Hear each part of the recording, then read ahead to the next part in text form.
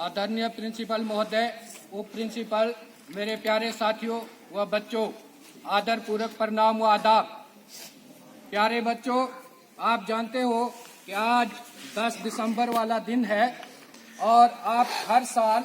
जो है एनिवर्सरी मनाते हो, लेकिन आपके मन में ये चल रहा होगा कि ये एनिवर्सरी कौन सी एनिवर्सरी मनाते हैं। आपको मालूम होना चाहिए कि आज जो है वर्ल्ड ह्यूमन राइट्स डे है, या इसको आप दूसरे शब्दों में कहो तो यूनिवर्सल ह्यूमन राइट्स डे के तौर पर भी हम इसको मनाते हैं। जैसे आपसे पूछा जाए कि क्या आप ऐसी परिस्थितियों में रहना चाहते हो जैसे आज रशिया और यूक्रेन के बीच में चल रहा है, क्या हम ऐसी सिचुएशन में अपना जीवन जो है जी सकते हैं, या हम ऐसी सिचुएशन चाहते हैं जहां पे अमन हो, शांति हो, खुशहाली हो और हर एक जो है अपनी लाइफ जो है डिग्निटी से, लिबर्टी वाली कंडीशन में, फ्रीडम वाली कंडीशंस में अपना जीवन बिता सकें।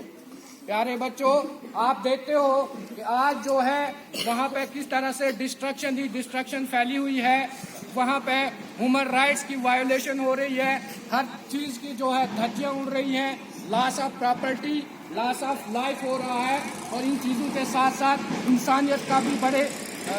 गहरे तरीके से कत्ल हो रहा है।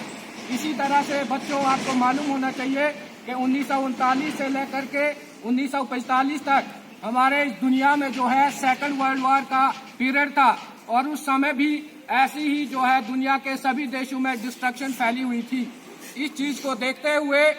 यूएनजीए में, मतलब यूनाइटेड नेशन जो है ऑर्गेनाइजेशन जो है, उसका एक पार्ट है यूनाइटेड नेशन जनरल असेंबली, वहां पे आवाज उठाई गई कि क्यों ना हम इस तरह की कोशिश करें कि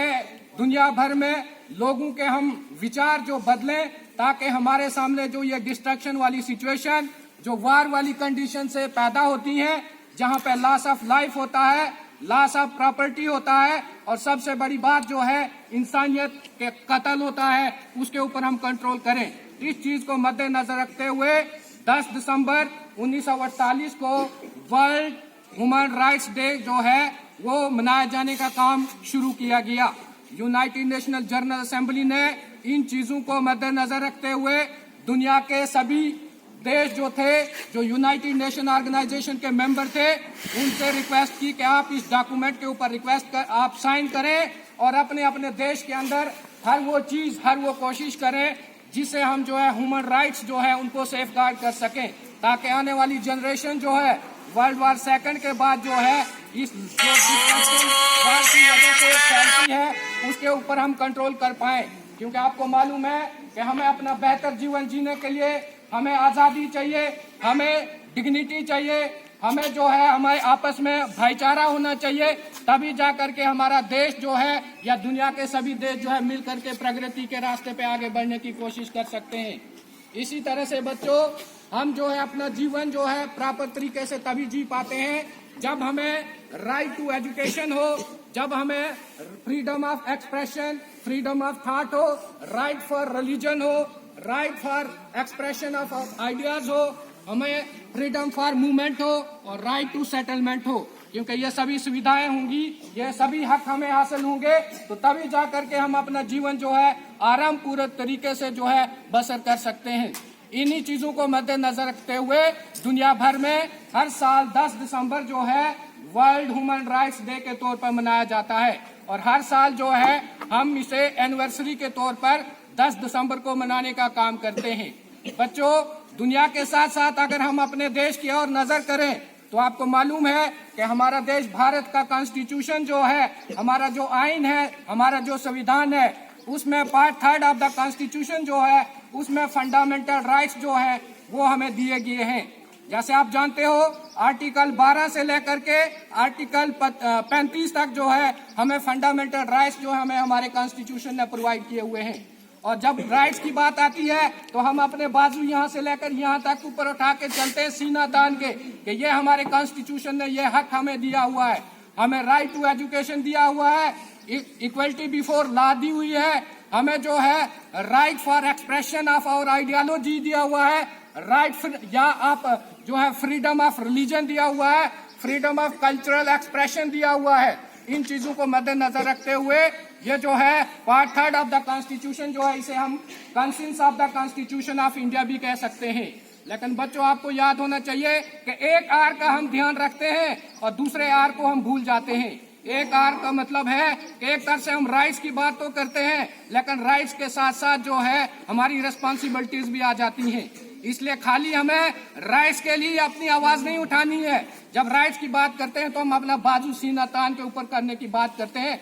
लेकिन जब रिस्पॉन्सिबिलिटी की बात आती है तो हम नजरें झुकाए बैठे रहते हैं। इसलिए हमें कोशिश करनी है, खाली यहाँ पे हम लेक्चर डिलीवर करने से या आपके सामने बड़े बड़े भाषण देने से ये जो है कुछ नहीं कर सकते, जब तक हम इंडिविजुअल लेवल पे अपनी कोशिश न करें कि हम हर वो काम करें जिससे हमारे परिवार का, हमारे समाज का, हमारी स्टेट का, हमारे देश का सर जो है गर्व से ऊंचा हो। हम हर वो एक्टिविटी करें जिससे हमारे दिल के अंदर पैट्रियटिज्म की राष्ट्रीय भाव जो है, राष्ट्रीय भावना जो है वो बनी रहे। इस तरह से बच्चों, इन चीजों को ध्यान में रखते हुए मैं आपको यही कहना चाहूंगा कि 10 दिसंबर ही क्यों, हम हर रोज क्यों ना वो रूल्स, क्यों ना वो रेगुलेशन, क्यों ना वो कॉन्स्टिट्यूशन की प्रोविजन को अपने माइंड में रखते हुए अपने जीवन जिए, ताकि हम जो है responsible citizens of the India जो कहलाएं। और खाली इंडिया की बात नहीं है, हम ब्लू प्लेनेट अर्थ की बात करते हैं, वर्ल्ड ह्यूमन राइट्स डे की बात करते हैं। तो मतलब जो अगर हम अच्छा करेंगे तो हमारे पड़ोसियों के अंदर भी हम शांति फैलाने की कोशिश कर सकते हैं। अगर एक देश प्रगति के रास्ते पे आगे बढ़ रहा है तो नेचुरल बात है दूसरा देश जो है उससे कुछ न कुछ तो सीखता है। इस तरह से आओ हम ये कोशिश करें कि हम जो है खाली लफ्जों को ही न कहें, बल्कि दिल से, अपनी आत्मा से कोशिश करें कि हम वो सभी काम करें, सभी एक्टिविटी करें जिससे हम जो है इस राष्ट्र के रेस्पॉन्सिबल सिटीजन कहलाएं और सभी उन चीजों को क्रश करने की कोशिश करें जिससे हमें जो है शर्म का सामना करना पड़ता है, जिससे इंसानियत का विनाश होता है। आपको मालूम होना चाहिए कि ह्यूमन राइट्स जो है खाली हम जो ओपननेस में हम जो सिटीजन अपनी लाइफ जी रहे होते हैं उनके रिलेटेड नहीं है। आपको मालूम होना चाहिए कि ह्यूमन राइट्स जो है, जो मतलब एक किस्म के जो क्रिमिनल्स होते हैं उनके राइट्स की जो उनका भी ध्यान जो है जेल में रखा जाता है। आपको ब्रीफ में मैं कहानी बताना चाहूंगा जिससे आपको मालूम होगा कि राइट्स की क्या इंपॉर्टेंस है। एक दफा की बात है कि एक आदमी से जाने अनजाने में क्राइम हो जाता है और उसे सजाए मौत हो जाती है। जब उसे कैद में डाला जाता है, दूसरे दिन उसे सजाए मौत होनी थी, फांसी पर लटकाना था, तो वहाँ पे ह्यूमन राइट्स की बात आई और कुछ साइंटिस्ट लोग जो है वो एक्सपीरियंस करना चाहते थे, जो एक्सपेरिमेंट करना चाहते थे कि क्या ह्यूमन लाइफ के जो ऊपर जो है डिप्रेशन वाली सिचुएशन का क्या इफेक्ट पड़ता है। तो उन्होंने ह्यूमन राइट्स को कंसिडर करते हुए उससे पूछा कि आपने मरना तो है ही है, लेकिन क्यों ना हम आपको शॉर्टकट में आराम की मौत दें, क्योंकि आपको अगर हम फांसी पर लटकाएंगे तो आपको तड़प तड़प के मरना पड़ेगा। इसलिए उन्होंने कहा कि हम आपको एक कोबरा से कटवाएंगे, कोबरा बाइट से आपकी मृत्यु होगी, आपको मालूम भी नहीं होगा कि आप जिंदा हो या मर गए। लेकिन यही बात उसने मान ली और उस तरह से एक कैदी जिसको पूछने की तो कोई आवश्यकता नहीं थी, लेकिन ह्यूमन राइट्स की बात आती है इसलिए उसकी आखिरी इच्छा वहां पे पूछी गई। दूसरे दिन जब उससे वो समय आ गया, उसकी मृत्यु का समय आ गया, तो एक आदमी को गेट पे लाया और उसने सांप अपने पास रखा हुआ था, खाली उसे बताया कि ये देखो आपके सामने कोबरा पड़ा हुआ है, यही अब आपको बाइट करेगा और आपकी मृत्यु हो जाएगी। उसके बाद उसकी गर्दन जो है काले कपड़े से रूल अनुसार जो है उसको कवर किया गया और उसके बाद उस आदमी को कहा कि आप यहाँ से ही रिटर्न हो जाए, इसको कोबरा से कटवाने की कोई जरूरत नहीं है। सिर्फ 1 सेकंड या 2 सेकंड ही हुए थे तो उस आदमी की मृत्यु हो गई। उसका इफेक्ट अब एक्सपेरिमेंट साइंटिस्ट ने देखा कि जैसे हम सोचते हैं वैसे ही हमारे जीवन के अंदर, हमारे जिस्म के अंदर भी वैसे ही होने लगता है, क्योंकि ना तो उसे कोई पॉइजन दिया गया ना कुछ किया गया, लेकिन फिर भी उसकी डेथ हो गई। तो कैसे हो गई? मतलब हमारे जिस्म के अंदर वो ऐसी केमिकल्स रिएक्शंस हो जाते हैं, जैसे हम थिंकिंग करते हैं उसी हिसाब से घटनाएं घटने लगती हैं। इसीलिए इन चीजों को कंसीडर करते हुए क्यों ना हम कोशिश करें कि अच्छा काम करें, रूल्स एंड रेगुलेशन के हिसाब से अपना जीवन जिए, अपने जो कॉन्स्टिट्यूशन जो हमें राइट्स देता है उनका ध्यान तो करें, लेकिन रेस्पॉन्सिबिलिटी जो हमारे ऊपर आती है उनको भी मद्देनजर रखते हुए अपना जीवन जिए। इन्हीं शब्दों से मैं आपसे जुदा होना चाहूंगा। जय हिंद।